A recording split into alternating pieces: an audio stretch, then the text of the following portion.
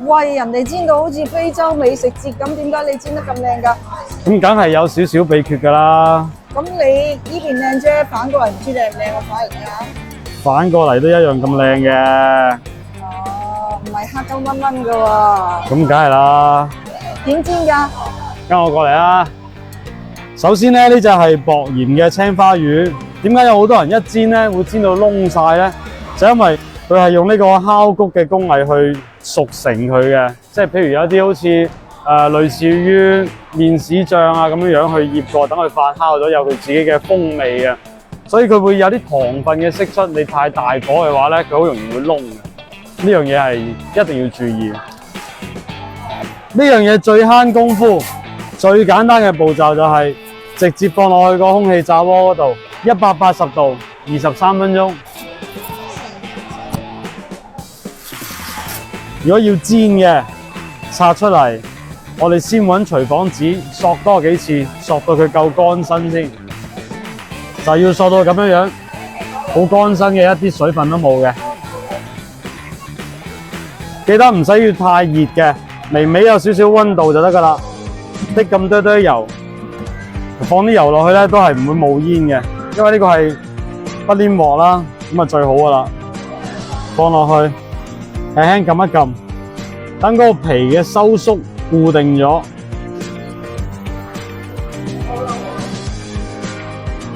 先再鬆開隻手，咁嗰個皮就會完整啊！滴咁多都油得㗎啦，因為呢啲本身佢會出油啦。而家係用中細火，好細好細嘅。你見到放咗落去，啲油都係冇乜反應嘅，咁就啱㗎啦。千祈唔好大火，一心急就衰啦。煎黑咗咪換個條咯，邊個叫你煎黑咗快上碟啫？咁你好似有啲道理喎，唔需要好大火嘅，微微有少少油泡冒住就 OK 噶啦。你見到啲交接位有啲少少嘅金黃色啦，咁就可以代表住可以反噶啦，係咪？微微就會有金黃色噶啦。烤完23分鐘啦，哇！你睇下脹卜卜嘅，趁熱攞出嚟。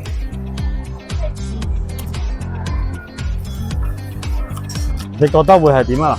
喺個袋好似有啲吸引，好似有啲吸引，同埋香味係聞到有係好香嘅。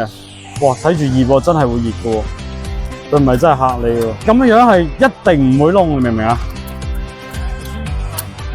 用空氣炸鍋係一定唔會燶。好完整啊！空氣炸鍋係最簡單，但係佢就少咗一啲顏色嘅，少咗一啲焦糖色，同嗰個對比一下知。反過去睇睇。嗱，佢空氣炸鍋始終隔住個袋咧，佢嘅顏色就唔會話太深咯，就好保險，就係好保險嘅。啲肉汁啊嗰啲反而會留得多啲喺呢度。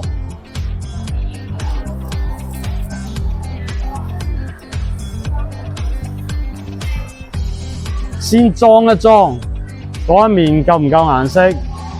夠顏色啦，再反，好夠啦。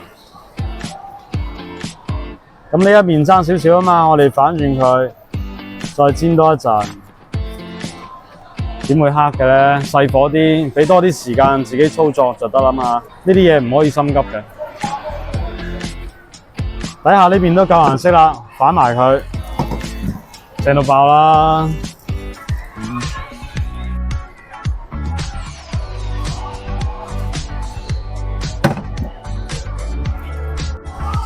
嗱，呢個就煎出嚟嘅，呢兩個煎出嚟，呢個就用空氣炸鍋。咁你中意邊一個出嚟嘅效果？你喺評論區度話俾我知啦。咁至於呢個點樣去食咧，有一個新嘅搭配方法介紹俾大家嘅。繼續，不粘 pan 唔需要話去洗嘅，當然啦，懶嘅人就唔需要洗啦。呢個係白砂糖，而家就要擰大火啦。呢個係切咗出嚟嘅橙柳，阿明姐切嘅，淨係得肉嘅橙柳。點解你要隆重其事嘅？刀工好咯，你睇下，好難得會除咗柳之外，仲有啲皮喺度噶嘛。嗰個皮我係偷人哋嗰啲啊，我懶嘅，冇皮嗰個就係我嘅。擰大個火，放咗橙柳之後，放埋牛油。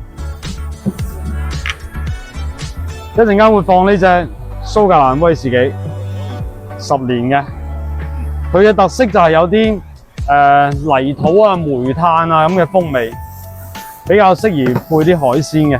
咁我哋就趁呢啲橙喺度煮緊嘅時候，俾少少威士忌落去。得啦。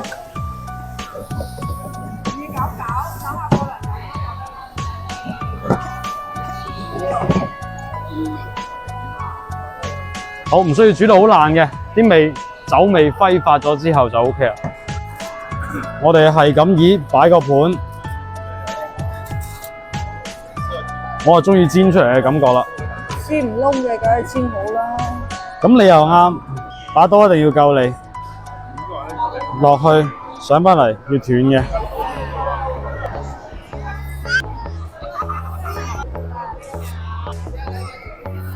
多咗一嚿我嘅，係咁以少少沙律菜，唔使多嘅呢啲嘢。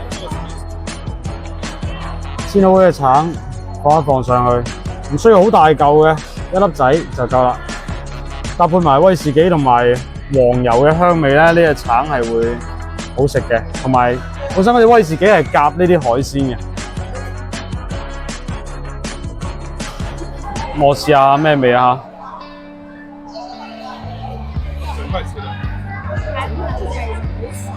還要分開嗎？有嗰隻橙咧會去咗少少魚嘅腥味嘅，因為本身有時啲人食青花魚驚佢腥啊嘛，咁呢隻就好啱啦。而且呢隻咧係冇之前嗰隻青花魚咁鹹，佢嘅鹹味係適中嘅，而且亦都會好香。好啦，下次視頻見，拜拜。